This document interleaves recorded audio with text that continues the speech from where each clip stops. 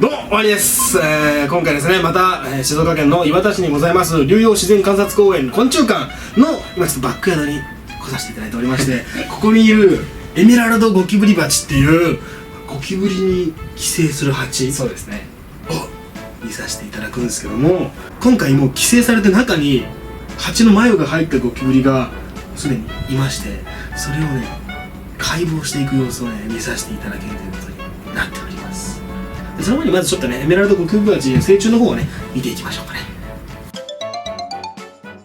ここがエメラルドゴキブリバチの飼育ケースですか？はい、そうですね。こちらがもう名前の通り本当に美しいエメラルドでエメラルドゴキブリバチ。はい、そうですね。その子はメスですね。あ、こっちがオスなんですね。そうですね。オスの方がちょっと一回り小さくてお尻が短い感じですね。でもオスもメスも綺麗ですね。綺麗ですね。はうわ本当に綺麗だ。い。結構動きもあるんで、あ見てて飽きないですね。餌は何なんですか？成虫はですね普通に昆虫ゼリーで飼育できてますね。へえ、はい、寿命も3ヶ月は生きてるので結構こう蜂としてはいい方なのかなとは思ってますね。ずーっとその間卵を産み続けるので。へえ、はい、結構じゃあ増えるんですかね。そうです。1匹のメスが大体20卵くらいは産んで、はい、まあ、その中で成虫になるのがどれくらいかっていうところなんですけど、ここでなんかもうすでに成虫になったりしてるんですか？もうこれはうちに来て生まれた子の、その子供なので、はい、もう完全に一周は回ってますね。へえ、持てるんですね。はい、オスは針がないので持てます。逆にメスは持つとやられちゃうのでブブブって言って結構力あるんですね。あ、そうなんですね。ずーっとマナーモードみたいになってますからこのエメラルドゴキブリバチですね、はい、産卵のためにゴキブリを捕まえて、もう針を刺して麻酔みたいなのをかけるんですね。へえ。で触覚切り落とした後に、穴まで連れて行ってそこで卵を見つける。触覚切り落とすんですか？切り落とすんですよ。へえ。で、そこからまたですね開いてる穴を塞ぐために小石なんかをこう持ってきたりして、ちゃんと穴塞いで見つからないようにしてから飛び去っていくんですね。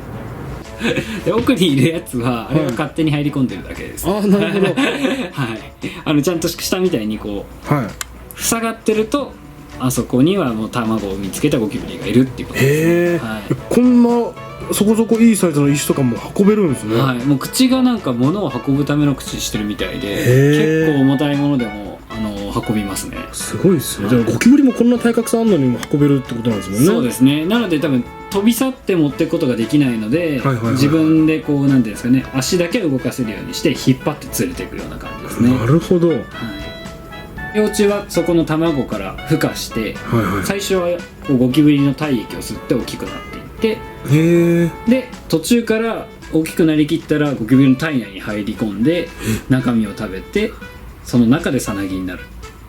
えぐいっすね。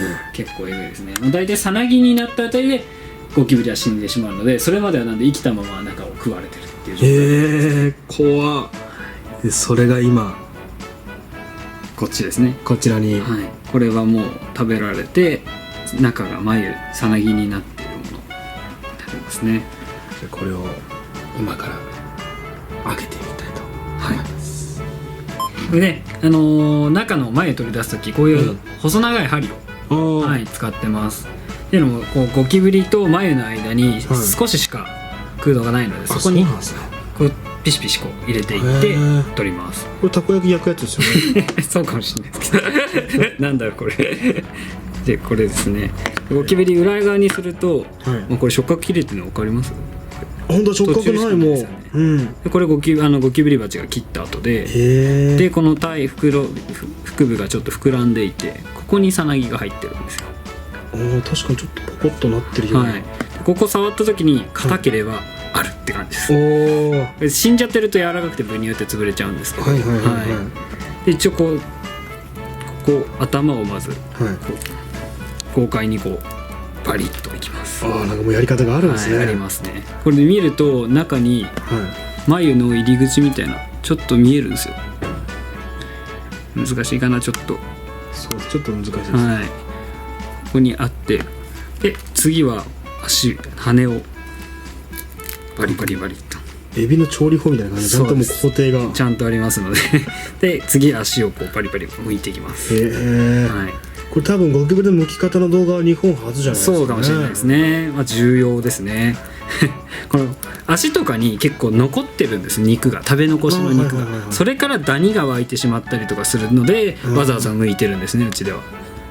でこれでだいたいこうコロンとしたような状態になります。でここの中にゴキブリが入ってるんですね。ゴキブリじゃないですね。ゴキブリじゃないですゴキブリ勝ちですねで針を使います。でだいたいこの横、昆虫ってこう胚板と腹板っていうところでこう構成されてるんで、この間になるほどピーッとこう入れていくんですよ。でこう切れていくの分かります？はいはいはいはい。ピッピッピッってぜひね、もうエメラルドゴキブリバチ飼育してる方はこれ参考にして見てみてください。どれだけいるかって感じですでここに爪入れてこうやって剥いていくと眉見えます？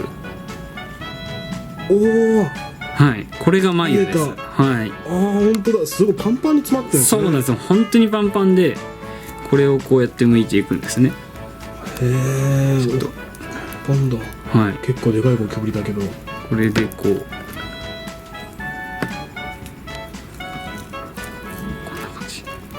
おお、本当頭の先まで入ってるじゃないですか。そうですね。すっげえ。でこれをぐるっと一周剥くと、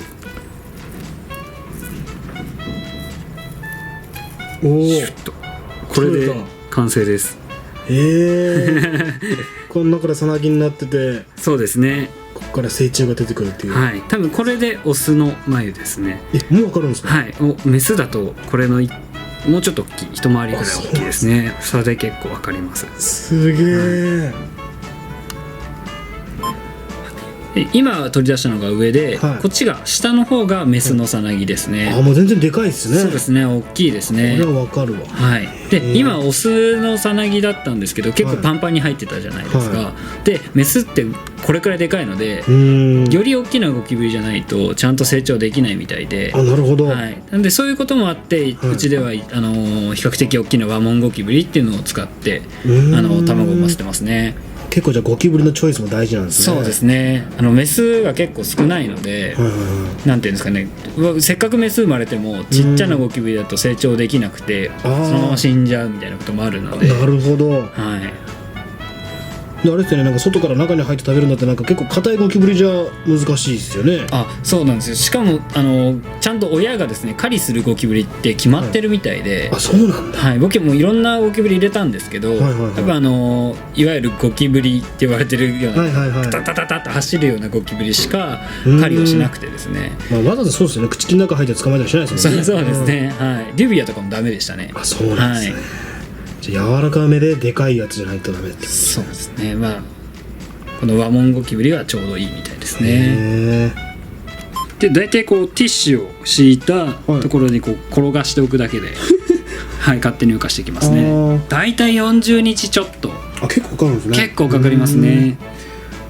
であったかい部屋で置いとくみたいな。そうですね、もう着る気とかもあんまやんなくて。じゃあ湿度はそんな気にしないんですか？気にしてないですね。本当にカラッカラのティッシュの上にこうやって置いとくと、綺麗にこの眉を開けて出てきます。